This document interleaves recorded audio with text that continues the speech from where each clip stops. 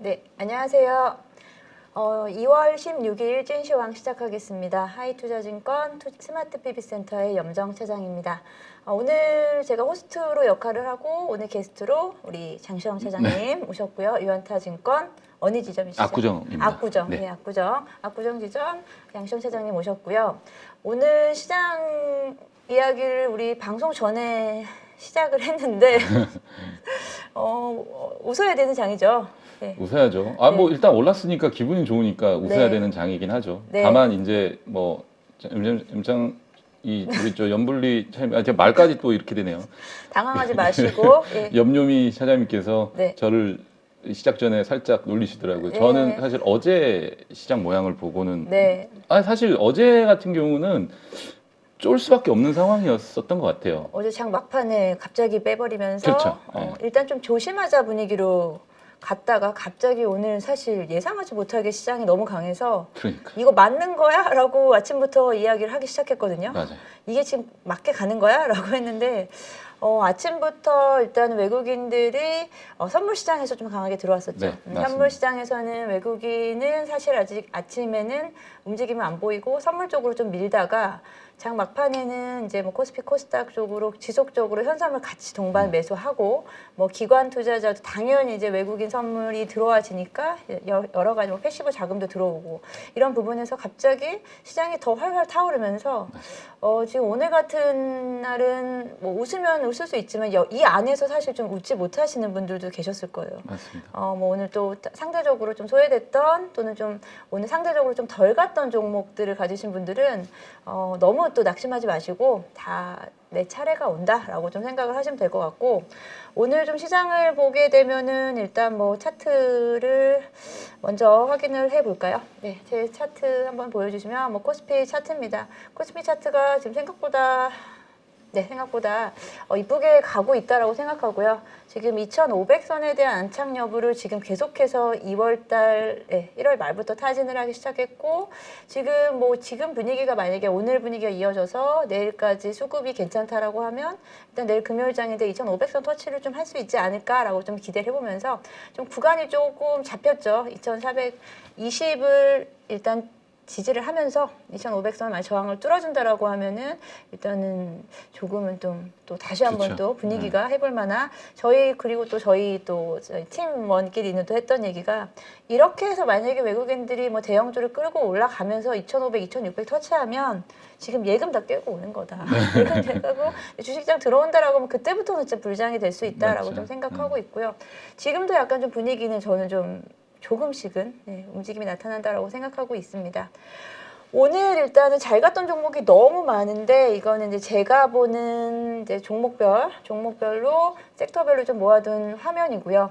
오늘도 역시나 가장 강했던 섹터는 2차 전지라고 할 수밖에 없고요. 2차 전지 오늘 뭐 에코프로는 이걸 어디서든 매도를 하셨던 분들은 지금 너무 속상하실 거예요. 이거는 약간 어떻게 손을 쓸 수 없는 종목이 돼버린 거라고 저는 생각을 하거든요. 사실 기술적으로나 기본적으로나 다 벗어났죠. 네, 예상을 다 이거는 벗어난 이미 예상치를 다 네. 벗어났기 때문에 에코프로 같은 경우에는 뭐 에코프로도 마찬가지고 뭐 에코프로 BM은 이제 저는 좀 자리를 잡았다라고 좀 생각하고 있거든요. 에코프로 BM은 지금 제가 그 2주 전에 우리 2차 전지 얘기하면서 말씀을 드린 거 제가 방송 여러 개라 여기서 말씀드렸는지 모르겠는데 하셨죠. 에코프로 대비해서 에코프로 BM이 지금 못 따라오고 있기 때문에 에코프로가 이렇게 올라가면 에코프로 BMD 따라갈 수밖에 없다. 걔네들은 너무나 큰 그 유기성을 가지고 있기 때문에 에코프로 BM이 지금 현재 시점에서는 에코프로 대비해서는 아직도 조금 모자라죠. 네. 근데 그 부분은 에코프로가 최근에 이제 과도한 수급이 몰리면서 그 부분은 좀 더 지켜봐야 될 것 같고 오늘의 또 대장주는 코스모 화학이 될 것 같아요. 코스모 화학, 왜 올랐대요? 저 그때 제 말씀 제대로 안 들으셨죠? 제가 이제 앞으로 유럽 원자재법 갈 거다. 원자재법 관련해서 폐배터리 봐야 된다라고 말씀드렸잖아요. 한 번 더 확인하려고 그렇게 말씀드린 거예요. 알고 있으면서 모른 척. 그래서 오늘 서로 코스모 화학 그리고 성일하이텍 두 종목이 서로 네가 대장이냐 내가 대장이냐 지금 싸우다가 결국은 코스모 화학이 약간 좀 완승을 오늘 한 모습이고 코스모화학이 오늘 상한가 결국은 상한가로 마감을 해줬고 성일하이텍도 계속해서 엎치락뒤치락 하다가 11% 상승으로 끝났습니다. 일단은 뭐 페베터리던 2차전지 전반적으로 강세가 나타났고 시장이 수급이 좀 밀고 들어오면서 지금 2차전지 쪽으로 일단은 거의 대부분 쏠렸다. 오늘 최근에 쉬었던 종목들 뭐 LG 엔솔도 4%대 들어왔고 또 LG 화학도 이제 양극재 쪽에서 좀 소외됐었잖아요. LG 화학도 오늘 몇 퍼센트 올랐죠? LG 화학도 한 6% 넘게 올랐으니까 거의 뭐 지금 2차 전지가 다 해줬다. 그리고 오늘 또 갑작스럽게 또 LG 이노텍 같은 종목도 5% 올라주고 전체적으로 시장이 또 너무 좋았기 때문에 또 여기서 2차 전지 없으신 분들은 뭐 또 장이 이래 뭐 이렇게 또 생각하실 수 있는데 지금 뭐 결국은 또 돌고 돌면서 갈 거기 때문에 너무 또 낙심하지 마시고 오늘 2차 전지 그리고 2차 전지 소재주가 일단 강세를 좀 보였다라는 점이고요.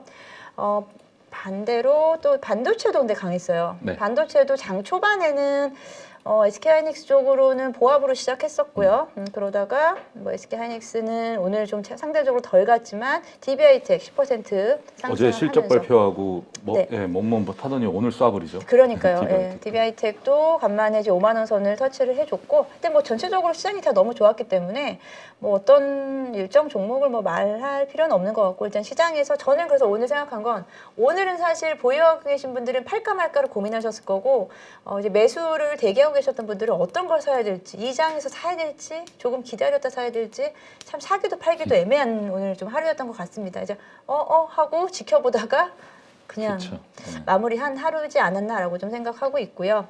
그래서 오늘 차장님은 어떤 뭐 섹터라든지 어떤 분야를 좀 특징적으로 보셨어요? 일단 시장 얘기를 잠깐 저도 조금만 첨언을 하면 이게 차트 한번 보시면 사실 어제 제가 일부 종목을 손절을 했다라고 말씀드렸는데 실은 이제 이 구간에서 갭이 있었어요. 코스피가 올라갈 때 이 구간에서 갭이 좀 있었었고 여기 갭이 있죠. 갭이 있었고 이게 어제 모습인데 어제 이제 이런 음봉을 21선을 건드리는 구간에서 사실은 여기서 이제 방향성을 결정해야 되는 자리잖아요. 그러니까 전일에 이제 테슬라도 일부 살짝 빠졌었고 그리고 시장 분위기도 굉장히 냉랭했단 말이에요. 그리고 여기 갭도 있는 상황에서 음봉을 이렇게 만들어 버리면 이건 밑으로 쳐지는 게 아닌가라고 누구나가 생각할 수밖에 없었어요. 그리고 사실은 그러면서도 매크로적으로 이제 지표를 좀 보다 보면 환율이 최근에 이제 되게 환율이 다시 한번 좀 그렇죠. 사람들의 이 마음을 좀 되게 이렇게 좀 겁주게 하는 약간 불안 심리를 살짝 조장을 해줬죠. 근데 이제 달러 인덱스를 보니까 이게 어느 순간부터 갑자기 달러 인덱스도 바닥을 103이 넘어가면서 그렇죠. 바닥을 잡고 이게 61선까지 올라오면서 또 되게 불안하게 만드는 상황이고 그러다가 최근에 이제 신흥국 증시가 좋았던 이유가 달러 약세와 더불어서 신흥국 통화 강세로 들어오면서 굉장히 좋았었단 말이에요. 근데 엔화도 마찬가지고 위안화도 마찬가지고 뭐 말레이시아, 싱가포르 이런 대부분의 이제 신흥국 통화들이 다 약세를 보여줬단 말이에요. 그러니까 저 입장에서는 이거 잠깐 뭔가 이 시장의 신호가 물론 저는 최근 들어서는 시장의 강세를 계속해서 말씀을 드리고 있었습니다만 당장에는 바로 이 자리에서 쏴서 올라갈 수 있는 어떤 그런 여건이 만들어진 게 아니라 잠깐 동안만이라도 돈 파이트 배드 하면서 뭔가 패드가 말하고 있는 또 시장이 염려하고 있는 그런 부분들이 잠깐 나오지 않을까. 그러면 이 딱 갭 메꾸는 자리가 또 기가 막히게 또 60일선이란 말이에요. 그 자리가 살짝 기다려보면 그 정도 선이면은 건전한 조정 그러니까 뭐 한 2,400에서 2,300 후반 정도까지는 일부 조정이 있을 수 있겠다라는 생각에 비중을 좀 줄였단 말이에요. 어제 기준으로. 근데 오늘 아침에 말도 안 되는 이제 상황이 발생을 한 거죠. 그러니까 뭐 미국 증시가 상승을 하기는 했지만 되게 지표가 좀 엇갈린 상황이 나왔어요. 산업 생산은 안 좋았지만 엠파이어 스테이트 제조업 지수는 좋았고 소비 지수도 굉장히 좋았고 그러니까 결국은 금리 상승에 대해서 나스닥이라든지 미국 증시가 크게 영향을 받지 않은 듯한 모습을 좀 보여주는 것 같고 얼마 전까지만 해도 금리 상승은 경기 침체, 금리 상승은 이꼴 경기 침체라는 어떤 이 카테고리를 가지고 시장이 좀 계속해서 그런 부분들을 가지고 하락하는 모습을 보여줬었는데 만약에 앞으로도 시장이 금리와 어떤 경기 침체라는 단어를 가지고 동행해서 간다고 한다면 시장은 뭔가 좀 경착륙이 아닌 어떤 연착륙의 어떤 상황이 발생할 것 같고 또 경제 상황에 비해서 지금 현재 주가가 좀 과도하게 빠졌다. 그리고 경기가 우리가 생각하는 것보다 또는 이 매크로적인 어떤 다른 요소들이 생각하는 것보다 빠르게 공포감이나 두려움을 해소해 줄 수 있는 긍정적인 방향으로 나아간다면 굿이스 굿으로 받아들이면서 시장이 환호할 수 있는 가능성이 높아져 버렸거든요. 그러니까 이게 비단 오늘 상황이 어쨌든 오늘도 사실은 이렇게 이 음봉을 감싸는 양봉의 상승이 나왔지만 아직 방향성을 결정한 건 아니에요. 월요일에 만약 여기서 또 한 번의 큰 양봉이 나와버린다고 하면 그때는 사실은 그때는 2600이든 2700이든 추세를 만들어 버리는 게 되잖아요. 이 구간을 쉬어갔다가 추세를 만드는 구간이 되어버리니까 그 부분을 잘 확인을 하셔야 될 것 같고 저는 개인적으로 2차 전지에 대한 이 부정적인 견해라기보다는 너무 많이 올랐다라는 네. 생각을 조금 많이 해왔었어요. 그래서 지금 구간에서 우리가 과연 이걸 접근을 해야 되느냐 말아야 되느냐의 판단은 잠시 좀 접어두도록 하겠습니다. 저는 사실 포트에 없기 때문에 네. 2차 전지가 없어요. 제가 관리하는 어떤 고객 계좌들이라든지 이런 부분들은 2차 전지 자체는 아예 없습니다. 그래서 사실 저는 2차 전지에 대해서 어떻게 코멘트를 하기가 좀 애매한 상황이고 사야 된다라고 하기는 굉장히 부담스럽고 빠지기만을 기다리고 있는 입장에서 보유하고 계신 분들한테 제시한 걸 말씀드리기는 힘든 상황이에요. 또 지금 현재 시장에서 대장이 2차 전지이기 때문에 결국은 미국 시장에서 테슬라가 지금 사실 시장의 가장 큰 형님이잖아요.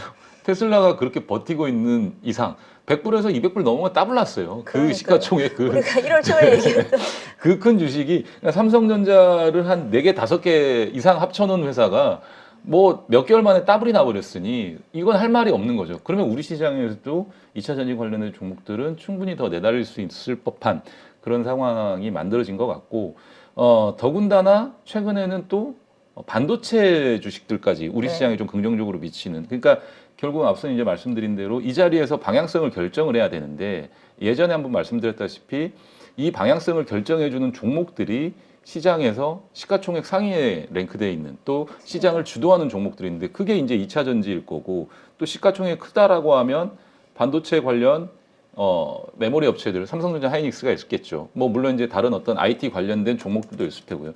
그 종목들이 좋아야 되는데 2차 전지는 앞서 말씀드린 대로 계속 좋아질 수밖에 없고 그럼 반도체의 문제잖아요. 재고 소진이라든지 또 수요라든지 이런 부분들을 감안했을 때 아직도 가야 될 길이 멀어요. 하이닉스는 1분기도 적자임에 분명하고 2분기에도 마찬가지 어떤 상황이 네. 발생을 할 텐데 긍정적인 뉴스들은 뉴스라고 나오고 하면은 있죠. 예. 업체들이 이제 다 재고 조정에 들어가면서 결국은 향후에 경기가 좋아졌었을 때 그게 언제인지는 모르겠지만 좋아졌었을 때의 기존의 어떤 캐파를 가지고 충분히 그 시장을 다시 이 섭렵을 하면서 매출이라든지 어떤 영업이익 수익성 개선이 충분히 가능하다라는 점이거든요. 근데 그게 저는 반도체 쪽에서는 이제 상장하고를 보는데 결국 1, 2분기에는 수요가 없겠지만 왜냐하면 중국이 리오프닝을 하더라도 초반에는 여행이라든지 항공, 뭐 의류, 뭐 기본 뭐 생필품이라든지 이런 우리나라와 통일 쪽으로, 마찬가지로 예. 그렇죠. 의류라든지 이런 쪽으로 먼저 뭐 지금 중국에서 하고 있는 게 경기 부양을 가장 외치고 있으면서 소비 심리를 자극하는 거니까 뭐 그런 쪽으로 먼저 붐업이 되기 시작하고 나서 하반기에 되다 보면 이제 중국 세트 업체들도 또 중국의 어떤 뭐 온라인 뭐 쇼핑몰이라든지 다른 어떤 중국의 IT 업체들도 서버 관리라든지 다른 또 뭐 투자라든지 이런 부분들을 단행을 할 거거든요. 그러면 하반기로 갈수록 소비 심리가 좋아지고 하반기로 갈수록 뭔가 수요가 더 강해질 수 있는 가능성이 높아요. 네. IT 쪽에서는. 그러면 이제 그 시기가 됐었을 때 기지개를 펼 수 있다라는 점이 있고 또 한 가지는 AI 관련해 가지고 또 그죠. 핫 이슈가 되고 있죠. 최근에는 네. 반도체 쪽으로 수급이 들어오는 것은 AI 관련된 반도체 그렇죠. 네. 관련 종목들도 저도 몇 종목도 눈여겨보고 네, 있긴 네, 하거든요. 네. 왜냐면 그만큼 좀 시장에서 지금 결국은 시장이 끌어올리려면 2차 전지는 알아서 지금 끌어올려줬고, 맞아요. 예, 네. 끌어올려줬고. 그건 뭐 테슬라가 살아 있으니까. 근데 이제 반도체 쪽에서도 지금 최근에는 이제 신호가 오기 시작한 게 AI 반도체 쪽으로의 네, 수급으로 맞습니다. 업황이 생각보다 우리가 생각한 네. 것보다 좀 더 빠르게 올라올 수 있다라고 생각하기 때문에 최근에 뭐 SK 하이닉스도 마찬가지고 다시 한번 또 움직임이 나타나고 있다라고 보기 때문에 오늘 그 관련해서 우리 차장님 준비 좀 해주셨다고 예, 알고 있고요. 오늘은 뭐 반도체도 그렇고 뭐 심지어 오늘은 뭐 현대차까지 기아까지도 5%대 상승 그쵸. 보여주면서 전체적으로 워낙에 시장이 좋았는데 저는 이제 오늘 고민은 그거였어요. 이렇게 시장이 좋은데 오늘 안 가는 섹터들 얘네들은 그럼 얘네들을 봐야 되나? 지금 쉬었던 섹터를 봐야 되나? 아니면 지금 달리고 있는 애들을 계속 근데 봐야 되나? 미국 시장도 보다 보면 그 테슬라라든지 엔비디아라든지 테크 주식들도 가는 종목들만 가더라고요. 애플이라든지 기존에 있던 자리를 잡고 있던 종목들만 갔지 메타라든지 기타 뭐 구글은 좀 빠지고 있고 MS라든지 인텔 이런 종목들 같은 경우는 아직도 좀 바닥을 기고 있는 상황인 것 같아요. 그래서 지금은 예전에 우리가 코로나 초창기 시절에 유동성이 막 밀고 들어오면서 모든 종목들을 다 올려준다기보단 2008년 금융위기 이후에도 사실 2010년도, 11년도 뭐 차화정, 전차 이런 식으로 네. 뭐 섹터별로 해가지고 계속 끌어올려 버렸잖아요. 그런데 이제 소외당하는 경우들이 많았는데 아직은 우리가 선택과 집중을 계속해서 해야 되는 시기이고 또 가는 종목 위주로 시장을 조금 분위기를 좀 개선시켜주는 쪽으로 생각을 하셔야지 너무 아직은 벌릴 필요는 없을 것 같다는 좀 근데 생각이 그렇게 좀 들어요. 하기에는 뭐 저 같은 경우는 주력 섹터가 2차 전지인데 네. 2차 전지를 지금 하기에도 사실 저도 그렇죠. 부담스럽거든요. 네. 그래서 저는 2차 전지 내에서 이제 하부 종목들을 지금 좀 다시 보고 있기는 음. 해요. 근데 말씀하신 대로 쉽지는 않아요. 네. 결국은 대장주가 끌고 가고 밑에 애들은 조금 따라오다 말 거기 때문에 그리고 그렇죠. 조정받기 시작하면 대형주가 조정받기 시작하면 가치도 조정받아 버리고 그러니까 저도 지금은 좀 고민인 것은 오늘 좀 쉬어가는 잘 가는 아이들 말고 쉬어가는 섹터들에 대한 관심을 둘 것인가라는 부분이 네. 저는 좀 고민이었는데 말씀하신 대로 근데 지금 오늘 못 갔던 섹터가요 리오프닝 좀 네, 맞아요. 제대로 전반적으로 좋지 않았고 그리고 최근에 GPT 관련된 종목들도 오늘 전체적으로는 좀 좋지는 않았고요. 그리고 뭐 로봇 관련주들도 좀 쉬어가는 움직임을 보이는데 지금 제가 말씀드린 세 섹터 모두 다 전 여전히 살아있다라고 좀 보거든요. 아직까지는 수급이 조금은 괜찮은 상황이죠. 네. 추세 자체가 아예 무너진 건 뭐 아니니까. 제가 말씀드리는 거 뭐 예를 들어 뭐 화학주라든지 뭐 건설주 이런 거는 원래 제가 좀 잘 지금은 안 보고 있으니까 그런 것을 제외하고 지금은 조금 내 포트에서 만약에 2차 전지로만 너무 많다라고 한다면 조금 비중을 조금씩 바꿔가면서 지금 최근 상대적으로 덜 오르는 섹터에 대한 관심을 좀 가져야 되지 않을까라고 보고 있거든요. 네. 뭐 삼성전기 같은 경우도 뭐 이 리포트 내용을 읽어보면 그러니까 IT 쪽은 대부분 상저하고를 예측을 하는 것 같아요. 네. 결국은 이제 전자제품이라든지 소비 쪽이 살아나면서 중국의 어떤 셋업체들 또는 다양한 나라의 어떤 제조사들에서 활발하게 뭔가 신제품을 내놓고 또 그에 대한 어떤 수요들이 좀 많이 늘어나야 되는 상황인데 아직까지는 뭐 삼성전기를 비롯해서 무라타 등 MLCC 하는 회사들 네. 같은 경우에 유통 채널 쪽에서의 어떤 재고 소진이 계속 되고 있는 것 같아요. 근데 이제 걔네들이 소진이 다 끝나고 재고 소진이 끝나고 나게 되면 결국 이제 중국 리오프닝으로 인해서 소비에 대한 어떤 이 강한 이 바람이 좀 미국은 계속 좋아지고 있는 상황이니까 미국의 경우를 보다 보면 중국도 따라올 수밖에 없는 상황이거든요. 근데 그게 이제 순차적으로 이루어지다 보면 경기 선행 지수가 턴어라운드하는 시기가 우리가 생각하는 것보다는 굉장히 좀 빨라질 수 있다는 생각도 조금 해봐요. 그러면 이제 앞서 말씀드린 대로 그때는 조금씩 이제 퍼뜨려 봐도 되는데 지금은 가고 있는 섹터를 우리가 뭐 쫓아 사자 이런 말씀을 드린다기보다는 내가 만약에 현금을 가지고 있다면 또는 내가 만약 새로운 종목을 사야겠다라고 생각을 한다면 너무 이 뭐라 그래야 되나요? 업종이나 이런 부분들을 넓히지 말아라. 넓힐 필요는 없을 것 같다라는 생각은 저는 하고 있습니다. 네. 저는 오늘 또 시장이 워낙 강하다 보니까 수급이 아무래도 좀 한정돼 있기 때문에 오늘 뭐 실적 발표한 종목도 있었어요. 제가 관심을 갖고 있었던 태양광 쪽에도 오늘 하나솔루션 실적 발표 나왔거든요. 네. 실적 잘 나왔는데 너무 지금 강한 아이들이 많았었기 때문에 오늘 조금 뭐 주목을 받지 못했지만 이런 종목들도 저는 지금쯤이면 다시 한번 관심을 가져도 되지 않을까라고 생각하는데 오늘 실적 발표한 거 잠깐만 좀 언급을 해드리면 여기 제 거 켜주셔도 되고요. 네. 하나솔루션 오늘 실적 발표 이제 연간 매출액으로 한 1조 작년 연간으로 한 1조 정도로 생각을 했었는데 1조 조금 사실 좀 못 미치긴 했어요. 그럼에도 불구하고 이제 매출 뭐 최대 실적을 지속해서 이어가고 있고요. 그리고 제가 이건 이제 나온 실적 부분을 제가 정리한 건데 일단 매출은 13조 6천억 원, 영업이익은 9,600억 원이고 아무래도 이제 신재생 쪽이 대한 성장세가 가장 큰 부분 누구나 다 아실 테니까 연간으로 50% 정도 매출액이 늘었고 케미칼 부분은 적자로 전환을 해줬고 첨단 소재 쪽은 또 반면에 또 늘었고 결국은 신재생에 대한 부분의 기대감이 여전하다라고 좀 보고 있고요. 그리고 조만간 하나솔루션은 또 인적 분할로 인해서 제가 날짜가 지금 명확하지 않은데 2월 27일인가? 27일인가부터 32일 동안 3월 말 정도까지 거래 정지될 거예요. 인적 분할로 거래 정지될 거기 때문에 이제 하나솔루션 보유하고 계신 분들이나 매매하실 분들은 일정을 참고하셔야 되고 제가 공시 지금 찾아볼게요. 잠깐 말하시는 제가 이따 찾아볼 테니까 정확한 스케줄 말씀드릴 테니까 지금 날짜가 거래할 수 있는 2월의 날짜가 별로 남진 않았는데 오늘 실적 발표 나오면서 사실 이 정도 실적 발표면 오늘 좀 한번 좀 띄워줄 만도 했는데 아무래도 시장이 워낙에 강하다 보니까 조금 좀 묻히는 영향이 있지 않았나라고 좀 생각해 보고 있습니다. 저는 여전히 그 태양광 쪽에서는 이제 하나솔루션을 긍정적으로 봐야 된다고 생각하고 있고요.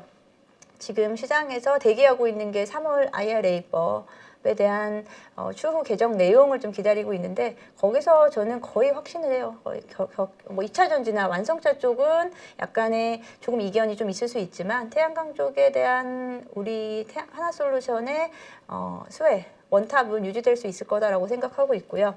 하나솔루션 일단 지금 거래가 정지되는 기간 동안 어쩔 수 없는 좀 기간이 있겠지만 그 후에 만약에 지금 2월 남은 한 열흘간 정도 매매를 한다거나 아니면은 거래 정지 후에 다시 재개될 때는 분명히 또 지금과는 다른 전 패턴을 가져갈 수 있을 거다라고 보고 있고요. 간단히 다시 한번 하나솔루션 말씀을 좀 드리면 신재생 쪽에 대한 실적 개선세가 워낙에 좀 강하기 때문에 이거는 올해 2분기까지 실적이긴 합니다만은 지금 2분기까지 신재생 쪽이 1조 2천억 원이었었는데 제가 한번 다시 볼게요. 이번에 이번에 전년 대비해서 5조 5천억 원 정도니까 2분기까지 1조 2천억 원이고 연간으로 5조 5천억이면은 3, 4분기에 좀 엄청나게 지금 끌어당겼다는 거예요. 그래서 그만큼 신재생 쪽에 대한 실적이 개선이 되는 모습이 강하게 나타나고 다들 아시겠지만 하나솔루션의 지금 태양광 점유율 주거용 미국에서 주거용은 지금 1위를 계속해서 점유를 하고 있다는 부분에서 지금 미국 내에서의 점유율은 거의 25%, 30% 정도에 달하고 있다라고 좀 말씀드릴 수 있겠고요. 하나솔루션이 또 지금 모듈 판매가 늘어났는데 지금 그에 대한 부분보다 더 강한 부분은 모듈 판매뿐 아니고요. 지금 태양광의 이제 가치사슬을 제가 보여드리고 있는데 폴리실리콘 생산에서부터 모듈 생산 그리고 시스템 여기서 ESS까지 하는 밸류체인이 다 구성이 될 수 있다는 부분이 하나솔루션의 장기 플랜이기 때문에 그에 대한 저는 장기적 가치는 명확하다라고 좀 보고 있습니다. 지금은 이제 최로 증설할 부분에 대해서는 인고 웨이퍼 쪽에 대한 공장도 이제 만들 것이고요. 그렇게 되면 셀 모듈까지 이어지는 그리고 폴리실리콘의 원재료 쪽에는 REC 실리콘을 인수했기 때문에 그쪽에서 또 받아 쓰고 OCI에도 장기 공급 계약이 맺어져 있기 때문에 사실 이 가치 사슬로 봤을 때는 어떤 부분하고 비슷하냐, 포스코홀딩스라든지 그리고 에코프로랑은 좀 궤가 좀 다르지만 포스코홀딩스가 가장 좀 저는 비슷하다라고 좀 생각하거든요. 태양광 쪽에서는 저는 글로벌 그리고 국내 원탑이다라고 생각하기 때문에 지금의 주가 차트 지금 가격대는 충분히 중장기적 관점에서 저는 접근 가능하다. 하나솔루션 차트 보여드리면은 최근에 조금 움직임은 좀 박스권 내에서 움직이는데 오늘은 그래도 오늘은 상승 마감을 해줬고요. 이 차트가 왜 이러냐? 그렇게 해줬고 아무래도 이 부분은 저는 앞으로 2월 말에 있을 이 거래 중지 기간, 거래 정지가 아니죠. 거래 중지죠. 거래 중지 기간 전까지 변동성을 좀 키워갈 수 있을 거다라고 좀 생각하고 있기 때문에 지금 보유하신 분들은 어떻게 좀 대응을 할지 내가 그냥 한 달 묵혀둘지 아니면 단기적으로 반등 나오면 조금 좀 빼놨다가 다시 들어갈지 고민을 해보시면 어떨까라고 생각하고 있습니다. 저 약간 그 인강 그 일타 강사 제가요? 같은 느낌으로 강의를 들은 것 같아요 방금. 인터넷 강의 일타 강사 같으세요. 진출해볼까요? 약간 느낌이 약간 그런 느낌이었어요 지금. 무슨 되게 일타 강사 되게 목소리가 되게 그 되게 이렇게 잔잔하게 이렇게 말씀을 잔잔한 해주셔가지고 거 좀 안 좋잖아요. 좀 임팩트 있게 가야 되는데. 근데 이제 가끔은 그렇게 들은 게 이제 귀에 좀 쏙쏙 들어올 때가 있거든요. 예, 감사합니다. 저는 되게 예. 좀 빠르고 이렇게 좀 그래가지고 제가 가끔은. 말이 저도 빨라요. 항상 근데 오늘은 되게 아니 저는 전혀 저랑 방송할 때 말을 그런 일 느낀 적이 천천히 하는 없는데. 연습을 해요. 아 일부러 그러시는구나. 말이 엄청 빨라서 빠르신데. 항상 저 앞에 가 있어요. 먼저 말이. 음. 그래서 항상 저도 이렇게 방송할 때는 정말 누르면서 해요. 제 마음을 그러시는구나. 꽉꽉 누르면서 천천히 하려고 많이 노력하고 맞아요. 있습니다. 예. 저는 이미 한 세 마디를 네, 저 저도요. 앞에서 하고 저도 있는 저기 가 있어요. 제 입에 다 내뱉어 있어요. 그렇죠. 저쪽에. 예. 하여튼 김동관 사장이 저는 개인적으로 굉장히 아세요? 잘하고 있는 것 같아요. 잘 몰라요. 그냥 저희 나이 또래인 것 같은데 그냥 그 이제 히스토리를 좀 많이 이렇게 야사 같은 네. 거잖아요. 그런 얘기를 좀 많이 들었는데 그 김승현 회장 세 아들 중에 이제 둘째 셋째는 사고를 많이 쳤잖아요. 사고를 많이 쳤는데 김동관 회장은 베일에 가려져 있고 미국에서 이제 명문대학교를 네. 나오고 엘리트 코스 과정을 밟으면서 그 김승현 회장 그러니까 김동관 사장의 어머니죠. 어머님이 네. 굉장히 아끼시고 그러면서 김승현 회장도 사실 어린 나이에 회장 자리에 올랐단 말이에요. 그래서 김동관 회장 어린 나이에 이 어떤 임원들이라든지 기존의 임원들이라든지 이런 사람들하고 싸워가면서 본인의 의지를 관철시키고 회사를 이루놨는데 김동관 회장도 어린 나이에 회사에 들어와서 본인의 하고자 하는 거를 피력을 했었을 네. 때 굉장히 잘 밀어주고 있는 것 같아요. 본인의 이제 과거를 보는 맞습니다. 듯해서. 네. 근데 그게 다 성공을 하고 있어요. 그렇죠. 지금은 아닌 것 같은데 다 맞아 떨어지고 그렇죠. 있으니까. 예. 그래서 최근에는 또 대우조선해양의 인수도 좀 성공을 네. 했었고 하나솔루션을 이렇게 세웠고 우주항공산업이라는 방산 쪽도 굉장히 좀 잘 통합시키고 잘 하고 있고 맞습니다. 그래서 오늘은 또 HSD 엔진 관련된 네. 인수 뉴스도 있었어요. 네. 근데 김동관 사장이 이제 진두지휘를 하는 것 같은데 대우조선해양과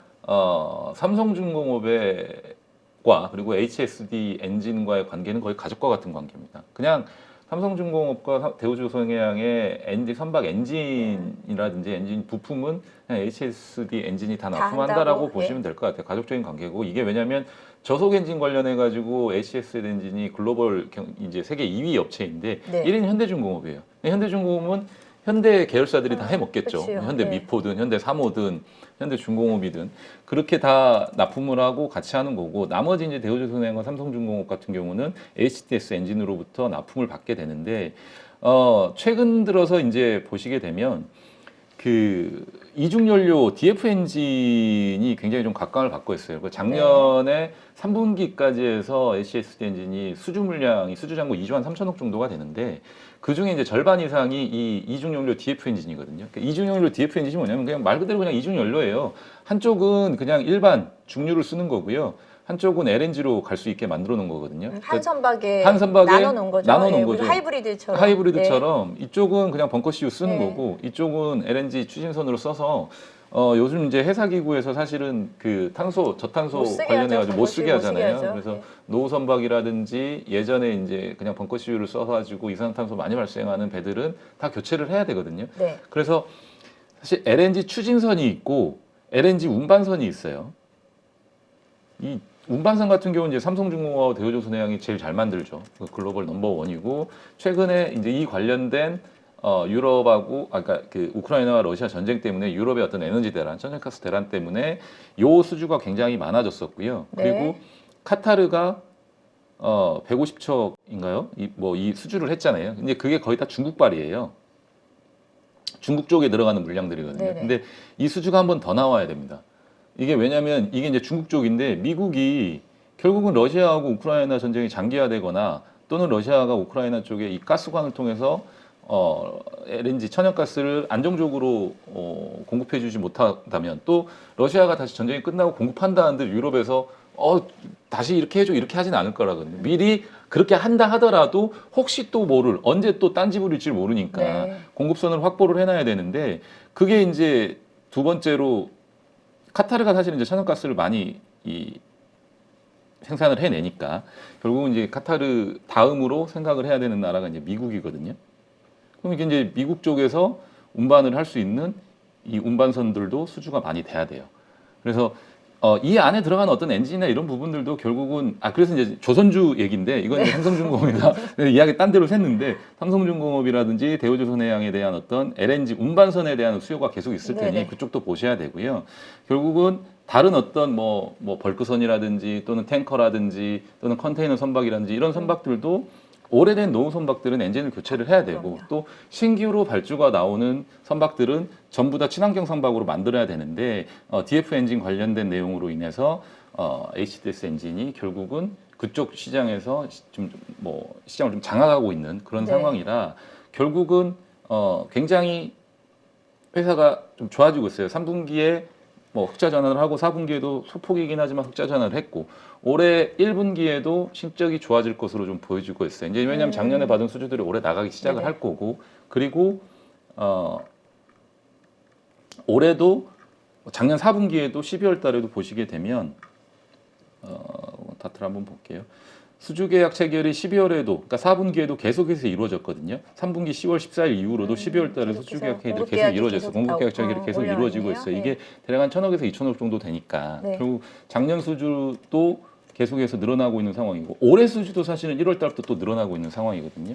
그래서 저는 개인적으로는 회사의 체질이 좀 바뀌고 있는 상황에서 대주주까지 좋은 상황으로 바뀐다고 하면 충분히 좀 눈여겨 보셔야 될 것 같은데 오늘 기사가 나왔죠. 네, 그렇죠. 1조 밸류로 산다라고 하면서 수급적으로 기관에서 좀 많은 물량을 좀 쏟아내렸어요. 아직 외국인들은 팔고 있지 않은 것 같고요. 근데 제가 이게 이 상황을 보면서 어떤 느낌이 좀 들었냐면 요 내용을 보면서 좀 어떤 느낌이 들었냐면 최근에 M&A 이슈 관련된 내용이 나오면요. 레인보우 로보틱스도 그랬고요. SM도 마찬가지였고요. 인수 관련된 기사가 딱 뜨게 되면 그때 한번 좀 이렇게 막 뭐라 그래야 될까요? 좀 흔들어요.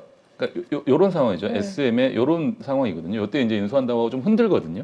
그러고 나서 결국은 쏴버린단 말이에요. 그러니까 결국은 이 HSD 엔진 관련된 인수 내용도 이거 누구나가 다 알고 있었던 내용들일 거예요. 그렇죠. 다들 짐작을 했었을 거고 그런 내용들이 오고 간다라는 어떤 이 내용들이 있었을 거예요. 그러니까 너도 알고 나도 알고 하니까 모르고 계속해서 올라가다가 M&A 이슈가 딱 터져버리니까 던져버린 거예요. 이거 붙지 마. 다 떨어져 나가. 난 제 생각에는 그런 느낌이거든요. 그러면 오늘 같은 날 저가 매수를 한다든지 또는 내일도 만약에 아침 시가에 조금 어리버리하고 있다라고 하면 매수 기회로 좀 삼아 볼 만하다는 것 같아요. 안 그래도 오늘 아침에 이게 변동성을 막 주더라고요. 그렇죠. 예. 그리고 그러면서 현재 사실은 김동건 회장 하나 쪽에서 얘기하는 HS 엔진의 밸류를 1조 정도까지 지금 시총 평가를 하고 5천, 있대요. 5,900, 지금 6천억이 안 되는 상황인데 그러면 아직까지도 한 70% 정도의 상승 여력이 있다라는 거거든요.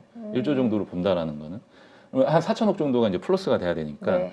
그러면 70% 정도의 상승 여력이 있다는데 아직 얼마에 사겠다는 얘기는 안 나왔어요. 현재 가격에 산다 그러면 대충 한 3,300억 정도의 지분 인수하는 건데 얘의 전체 밸류를 1조 가치로 본다라는 거는 현재 가치 3,300억에 산다는 것도 더 올라간다는 얘기거든요. 그러면 8,270원이 아니라 한화가 과연 인하전공한테 얼마의 이 가격을 제시를 해서 주당 얼마의 가격을 제시해 살지는 모르는 얘기예요. 아마 인하전공은 대략 한 1,500억 주고 샀을 거예요. 네. 근데 1,500억에 지분을 인수를 했는데 한화가 1조라고 얘기를 해놨다는 거는 이 8,270원보다 높은 가격이에요. 저는 뭐 그 한 70% 감안한다 그러면 12,000원, 13,000원 정도 된다는 거거든요. 그러면 지금 안 사야 될 이유가 없잖아요. SM도 12만 원에 인수한다 그랬더니 12만 원까지 갖다 놔요.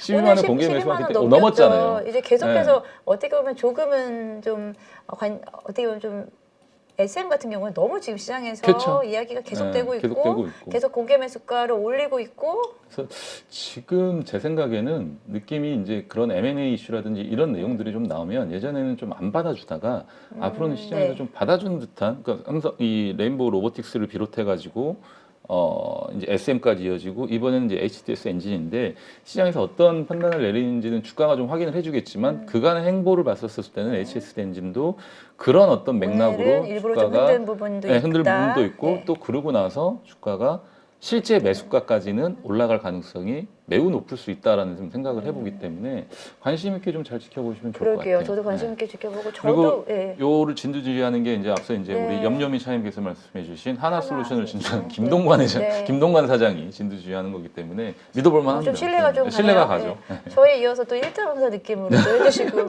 막 써주시면서 하니까 제가 지금 판서를 보면서 따라 써야 되나. 네.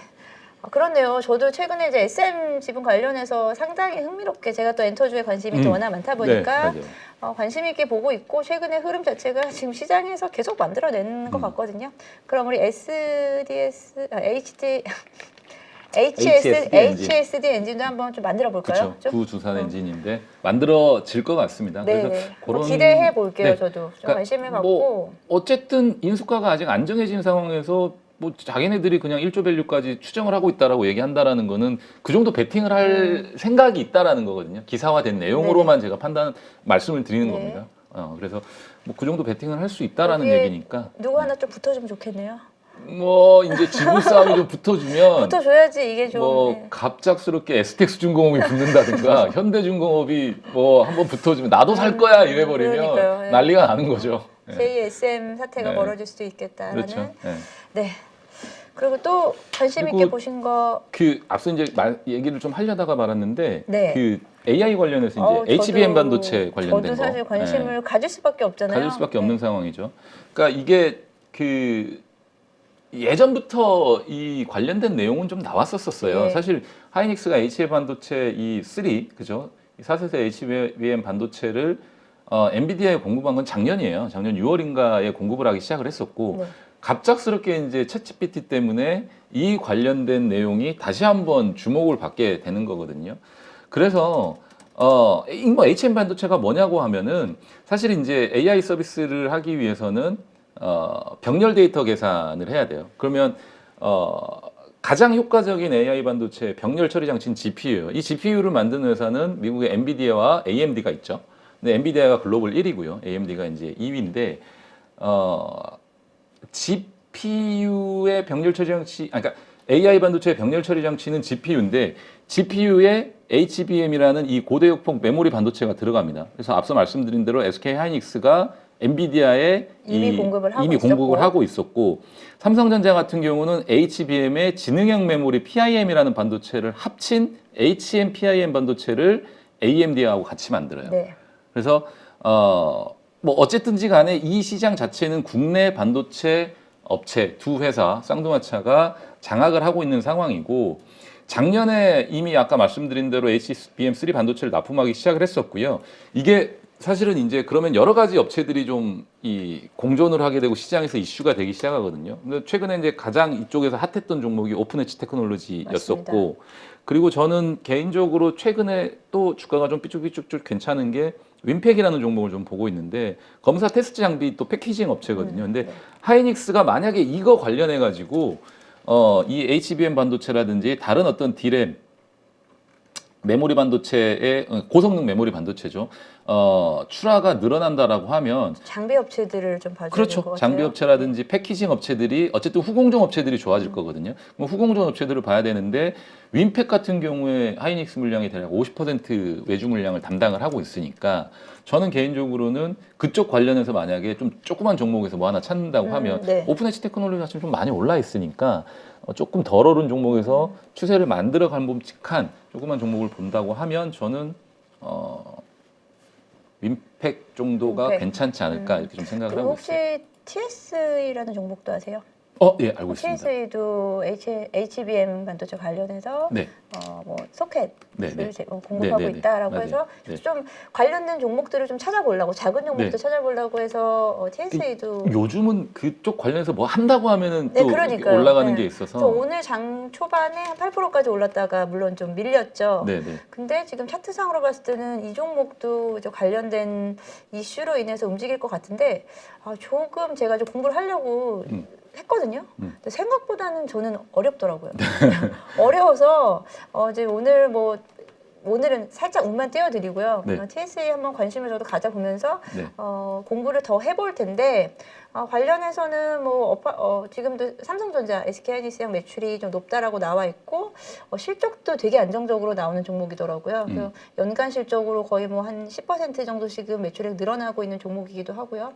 그래서 관련된 우리가 HBM 반도체 관련해서 뭐 장비주라든지 그리고 뭐 디자인 하우스 같은 그렇죠. 관련된 종목도 최근에 뭐 가온칩스도 관련된 종목이죠. 뭐 이런 종목들에 대한 어떤 좀 정리가 좀 필요하지 않을까라고 생각하니까 우리 장정 소장님께서 한번 정리를 좀 네. 해주세요. 다음. 그래서 뭐 다음에 뭐 제가 그럼 개괄적으로 한번 해드릴까요? 오늘은 또 다른 종목들도 해야 되니까 네네. 어쨌든 한미 반도체가 최근에 좀 더 그러니까 오픈엣지 테크놀로지가 가장 많이 올랐었고요. 신규상장 종목으로. 그리고 한미 반도체도 관련된 장비를 납품하는 회사인데 추세를 조금 만들고 있는 상황이고 그리고 미래 반도체 같은 경우도 이제 유통업체인데 신규 상장으로 그 관련돼서 기사화되기 시작하고 이슈가 됐던 그런 적이 있었습니다. 그래서 그 관련된 종목들을 뭐 아직은 사실은 시장에서 네, 아직은 삼성전자, 하이닉스, SK 하이닉스가 그쪽 관련해서 이슈가 되고 있다고는 하지만 그쪽 네. 관련해가지고 매출 비중이 확 늘어났다거나 보여주지 우리가 좀 못하고 기대를 있고, 하고 있는 네. 상황이거든요. 그러니까 뭐 삼성전자 다시 뭐 7만 원, 8만 원 가는 어떤 추세를 잡는 자리를 만들고 삼성 하이닉스가 다시 10만 닉스로 올라서면서 그 관련된 이슈가 뭐 세게 불어져서 시장을 그렇죠. 그렇게 되면 가야 되는데 보야 지금은 되니까 일단은 좀 시그널만 좀 그렇죠. 보여준 것 같다. 그러니까 이슈만 된 것 같아요. 네. 그래서 관련된 뭐 실적이라든지 이런 부분들이 어떤 식으로 나올 수 있는지를 또 확인을 해보시면 좋을 것 같습니다. 그리고 또 이제 파운드리 관련해 가지고요. 디자인하우스 관련된 종목들도 네. 최근에 좀 좋았어요. 그러니까 이게 ADT 테크놀로라든지 코아시라든지 이런 종목들이 그러니까 반도체 관련된 종목들 중에서도 이제는 다른 쪽으로도 좀 이제 파생이 되는 것 같은데 디자인하우스가 뭐냐면 우리 이 왜 팹리스 업체라고 하잖아요. 네. 팹리스 업체들은 설계만 하는 회사예요. 그러니까 IP를 가지고 있으면서 회로만 이렇게 그려주는 회사인데 이 팹리스가 만든 설계도에 따라서 파운드리 업체가 생산을 해주는데 네. 디자인하우스 같은 경우는 뭐라 그래야 되냐면 그러니까 여기 나와 있는데 여기 나온 대로 말씀드릴게요. 네. 의상 디자이너가 팹리스라고 해요. 그러니까 네. 디자이너가 디자인을 해주면 하고, 설계도를 그려주죠. 그러면 디자인하우스는 옷을 생산하기 위한 옷감이라든지 재질이라든지 마감이라든지 이런 부분들을 최적화해 주는 거죠. 그러니까 약간 어떤 식으로 만들어주는지 샘플링해 주는 그런 느낌이라고 보시면 될 것 같아요. 예. 그리고 나서 이거를 재봉소에 맡기면 파운드리가 뚝딱뚝딱 네. 만들어주는 거거든요. 근데 이 디자인하우스의 역할이 좀 굉장히 좀 부각이 되고 있는데 ADT 테크놀로지인지 코아시아, 세미파이버 같은 경우는 이제 비상장 회사고요. 가온칩스 같은 회사들이 이 예전에 이제 삼성전자가 TSMC를 벤치마킹 해가지고요. 세이프라는 어떤 파트너십을 구축을 했었어요. 그러니까 지금 보시게 되면 삼성전자 예전 이제 DSP라고 이렇게 되는데 이 업체들이 TSMC처럼 TSMC 이게 BCA라고 하는데 밸류 체인을 만들어 놓고 자기네들끼리 서로 물건을 주고받고 뭐 공급 물량도 주고 서로 기술 협약도 하고 네. 지분도 나눠 가지면서 서로 이렇게 공존하는 어떤 그런 자기만의 어떤 영역을 만들어 놓은 거거든요. 그래서 삼성전자도 그걸 따라해 가지고 이런 어떤 회사들을 데리고 맞아요. 네. 같이 하고 있는 상황이라서 저도 이제 가온칩스 상장할 때 네. 가온칩스를 좀 공부를 하면서 이제 반도체 내에서도 참 여러 분야의 회사들이 있다라고 생각했거든요. 네. 가온칩스도 삼성전자 같은 데서 이제 신제품을 만들기 전에 제가 아까 샘플링이라고 했잖아요. 테스트 그 샘플링을 만들어서 그걸 테스트를 해보고 그에 대한 부분은 이제 의뢰를 하는 거죠. 한마디로 네네네. 삼성전자 의뢰를 받는 이런 시스템인데 뭐 최근에는 이 디자인 하우스 쪽에 대한 관심이 상장 당시에는 사실 그렇게까지 그렇죠. 주목을 못 받았고 네네. 그런데 최근에는 뭐 여러 가지 뭐 이슈들 뭐 우리가 뭐 AI 관련된 반도체도 있고 그런 관련 나오면서 디자인 하우스 쪽에 대한 좀 관심이 많아진 것 같아요. 그렇죠. 이게 제가 왜 또 관찰에 관심을 갖게 되냐면 이 기사가 나온 것도 기사라든지 이런 내용들을 좀 주목받고 있는 것들도 네. 있지만 기술적으로 보더라도요. 사실 이 차트가 원래대로 보시게 되면 좀 길게 해서 볼게요. 좀 짧게 해서 이 구간만 좀 볼게요. 그 반도체 쪽의 어떤 이 업황이 좋지 않으면서 추세 자체가 하향 추세였단 말이에요. 이렇게 하향 추세대 속에 있다가 이거를 뚫어놨어요. 지금요. 그러면 여기서 추세를 어떻게 만드는지에 따라서 향후에 주가 상승이나 이런 부분들이 향배가 갈리는데 지금 삼성전자가 미국 텍사스 공장에 파운드리 공장을 또 본격적으로 좀 짓고 있는 상황이고 가동이 되기 시작하고 올해를 사실 삼성전자 입장에서도 디램 쪽 사정이 그렇게 좀 좋지가 않으니까 결국은 파운드리 쪽에서 TSMC와의 어떤 점유율 격차를 확 줄여놓으면서 좀 쫓아가야 되거든요. 이게 작년에 너무 좀 더 벌어져 있었기 때문에 그러면 사활을 걸어야 되는데 자기 혼자서는 할 수 없으니까 이런 어떤 조그만 회사들 또는 이 같은 어떤 이 디자인 하우스라고 하는 이 속해 있는 이 디자인 하우스 업체들 협력 업체들과 같이 좀 공존하는 또 상존하는 또 뭐 기술 지원이라든지 지분 투자를 이런 부분들 이루어질 수 있고 또 매출이라든지 이런 부분들이 늘어날 수 있게끔 도와줄 수 있는 부분들이 충분히 많거든요. 그래서 이런 좀 디자인 잘 보셔야 될 것 하우스들이 같아요. 이런 거랑 저는 이렇게 해석을 했거든요. 그 다품종 소량 생산 네. 그런 개념인 거잖아요. 맞아요. 삼성전자에서 네. 이렇게 의뢰를 해주면은 그에 대한 부분을 테스트를 해보고 네. 이게 가능한 건지 네. 넘겨주는 그런 시스템이다라고 생각하시면 될 것 같아요. 뭐 작년도까지는 실적이 좀 좋지 않았어요. 꾸준하게 그냥 100억, 115, 135, 100억대 정도 영업이익을 하다가 올해 만약에 이제 삼성전자의 어떤 횡포라든지 또 투자 방향 이런 부분들에 따라서 실적이 좀 달라질 수 있으니까 일단 기술적으로 봤었을 때 차트의 모양이 뭔가 이 거래량도 좀 의미심장한 거래량이었었고 여기서 추세를 뚫는 이 지금 모습도 모양새도 나쁘지 않은데 또 거래가 실리면서 뚫어놨단 말이에요. 그래서 기술적으로도 충분히 접근해 볼만한 상황이라고 좀 말씀을 드리고 싶습니다. 네. 그리고 마지막으로 하나만 더 말씀드리면 말씀 대형주 주세요. 쪽에서 하나 말씀드릴게요. 삼성 SDS를 좀 보고 있는데 이서연 그 사장이 삼성 SDS를 지금 다 전량 매도. 매도한다라고 네. 얘기가 나왔어요. 이미 이 계약 체결 했고 사실 이제 블락들이 돌지는 않았죠. 블락이 실질적으로 돌지는 않았는데 그 얘기가 나왔습니다. 블락을 하겠다라고 얘기를 했죠. 이미 뭐 은행이라든지 증권사하고 이제 그 신탁 계약을 체결을 해놓고 블락딜을 하겠다라고 했습니다. 그래서 그 뉴스가 나오고 나서 주가가 빠졌었고요. 그리고 나서 다시 좀 들어올리는 듯한 모습을 좀 보여주는데 저는 이제 그 블락이 언제 나올지 모르겠어요. 체결이 되겠죠 어느 순간.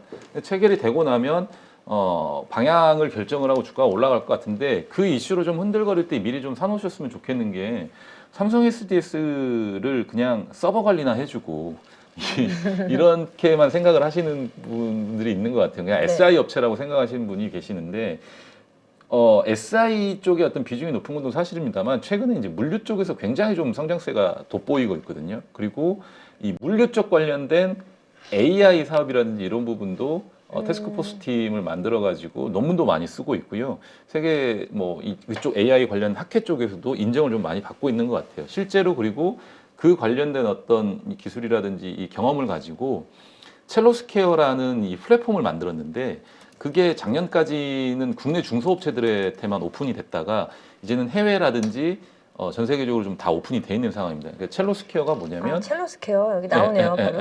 첼로스케어가 뭐냐면 그냥 물류 업계의 호텔스 컴바인이라고 생각하시면 될 것 같아요. 내가 사업하는 사람인데 아마존에 물건 납품하고 싶어요. 네. 그러면은 미국에 납품을 해야 되잖아요. 그거 어떻게 할 거예요? 그 미국 쪽 그 아마존 풀필먼트에 뭐 재고도 계속 쌓아줘야 될 것이고 또 우리나라에서 물건 보낼 때 선적도 해야 되고 배가 어디까지 가는지도 봐야 되고 내가 그 선주도 찾아야 되잖아요.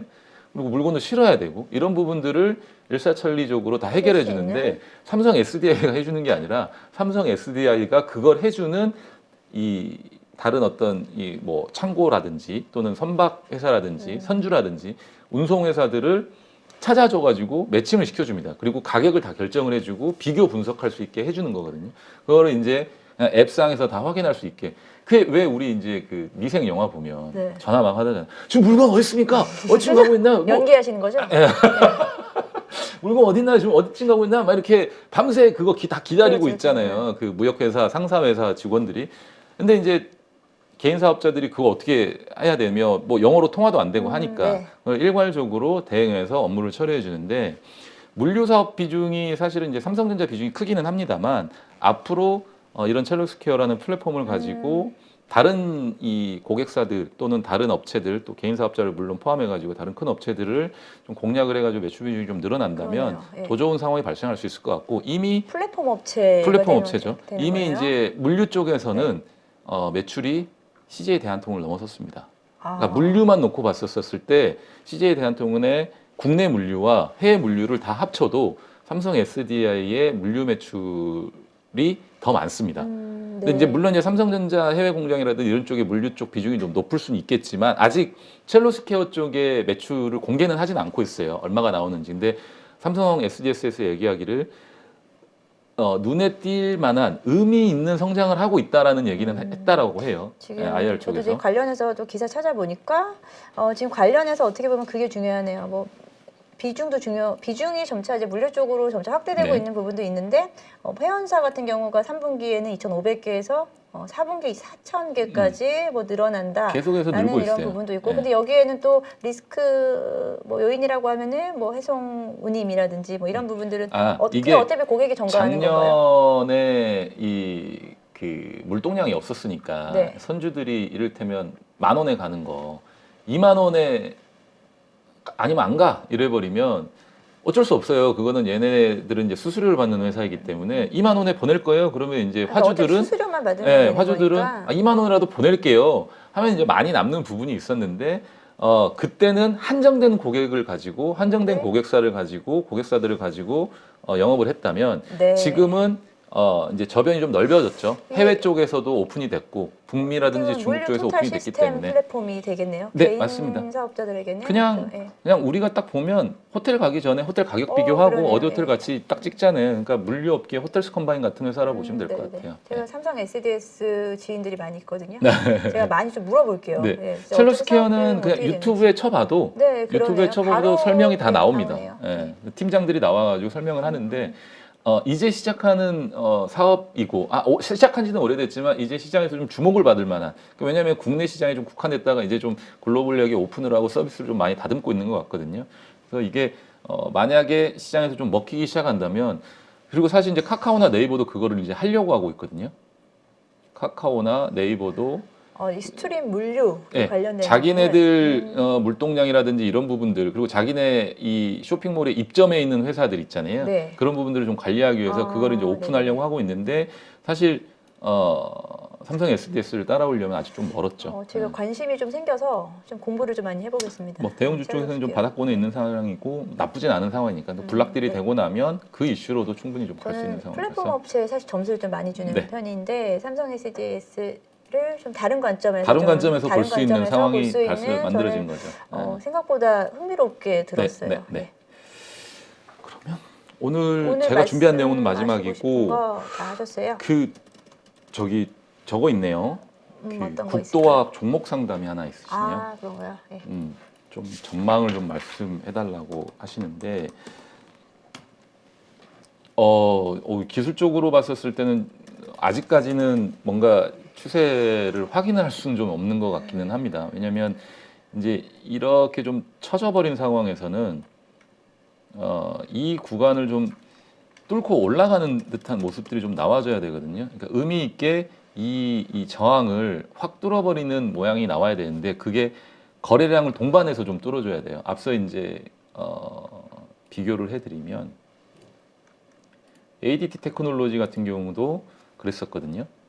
ADT 테크놀로지를 보시면 자 기술적으로 좀 말씀을 드릴게요.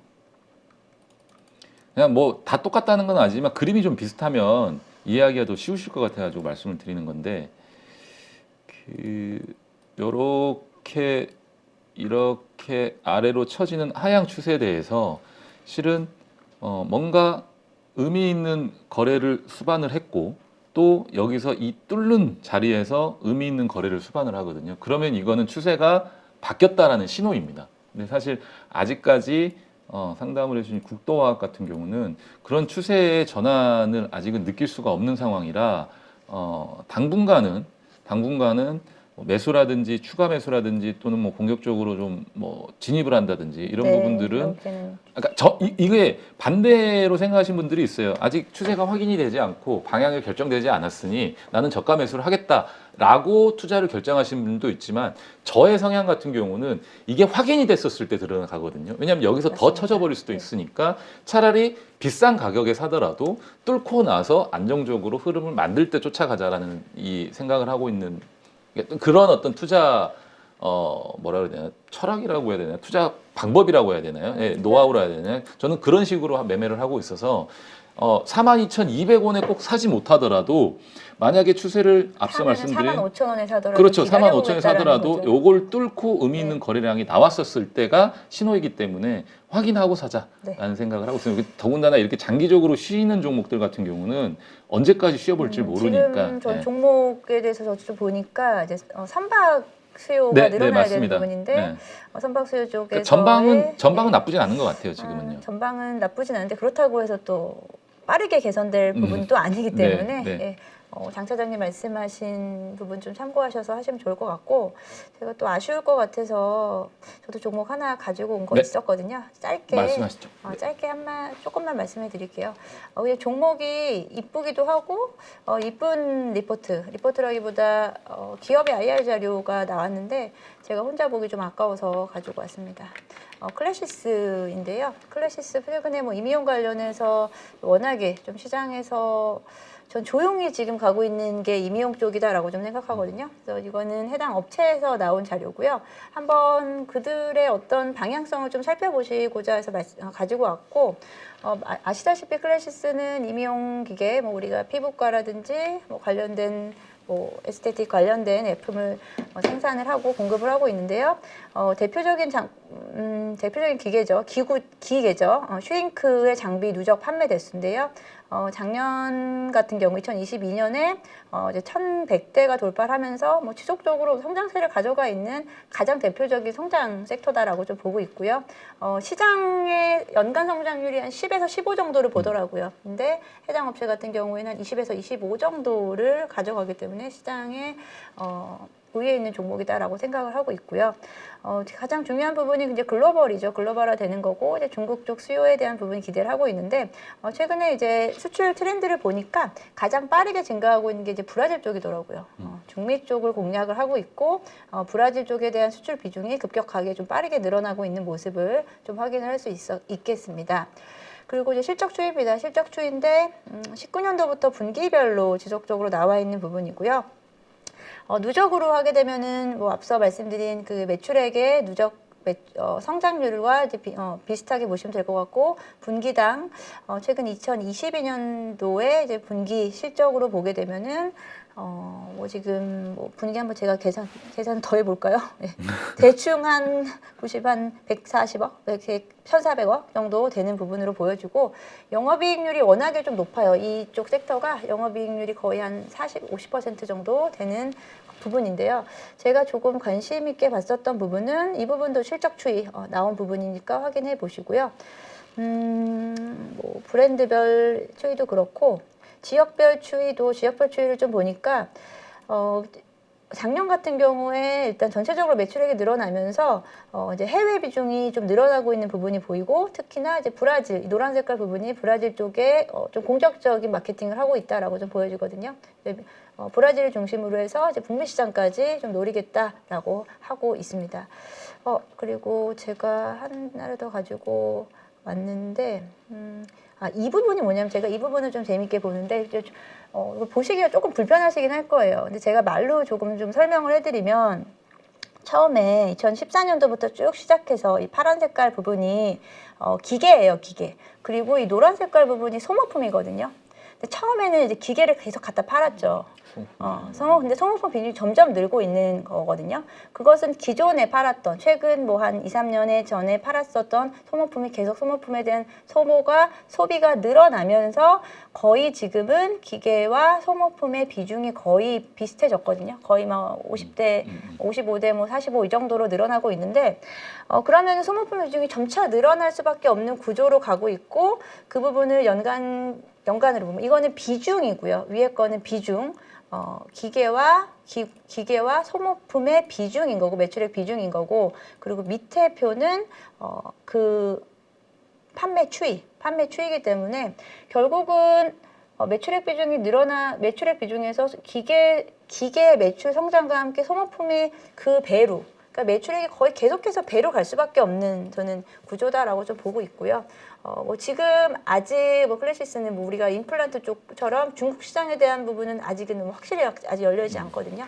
근데 이미 지금 해외 쪽에서 중남미 쪽에 대한 공략을 통해서도 이 정도 실적 성장세가 나온다라고 하면은 충분히 저는 좀 지켜봐도 될 종목이다라고 보고 있고요.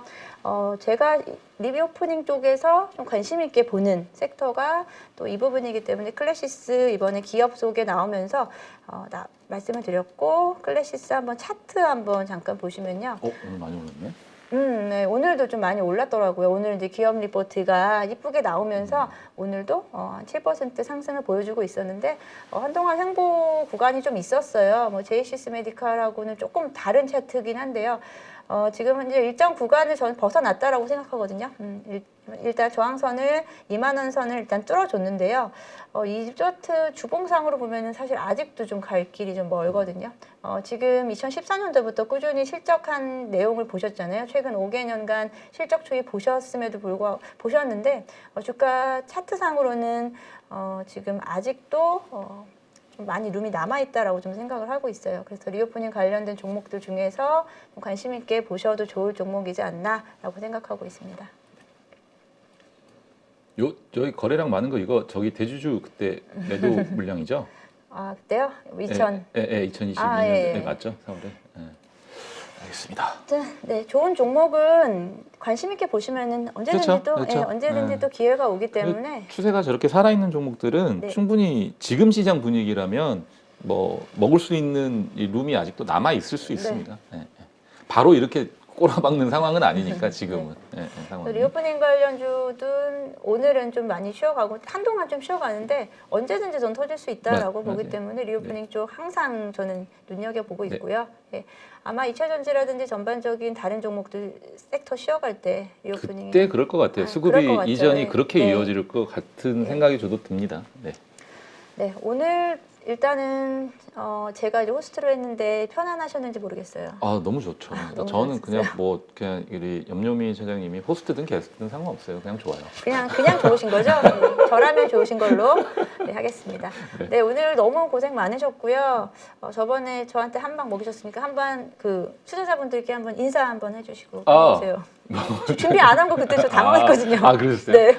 어쨌든 9시에 일단 찾아뵙고 또 말씀드리도록 하겠습니다. 이게 저희가 이렇게 번갈아 가면서 뭐 호스트 게스트 하는데 너무 그쪽을 생각하지 마시고요. 저희 그냥 편하게 방송하시는 거 그냥 지켜보시면 세트다라고 좋고. 생각해 네, 주세요. 세트라 생각해 주시면 좋을 것 같아요. 계속 이제 같이 이제 편을 먹고 목요일 시간을 책임질 테니까요. 항상 많은 관심 그리고 사랑, 애정 이런 거 예쁘게 봐주시면 네, 좋을 것 같습니다. 부탁드리겠습니다. 저희 또 일단 9시에 어쨌든 댓글창에서 실시간 댓글 이 채팅창에서 만나 뵙도록 하겠습니다. 오늘 하루 편안한 밤 되시길 바랍니다. 그 시간에 또 이 나삭스물 이런 거 보지 마시고 그냥 내일 시장은 내일 시장이고 오늘 내일 시장에만 시장 좀 사실 좀 기대돼요. 기대가 되죠. 오늘 좀 많이 기대돼요. 올라서 근데 내일 시장은 내일 시장이니까 오늘은 9시에 실시간 채팅창에서 궁금하신 거 있으면 언제든지 물어보시고요. 근데 그 부분에 너무 좀 빨리 생각하시면 이게 댓글들이 올라오니까 하나만 딱 그 질문 제가 하나만 딱 보고 뭔가 하셔야 말을 돼요. 하려고 하는데 다른 걸 다 접해서 워낙에 좀 빠르셔서들 예. 네.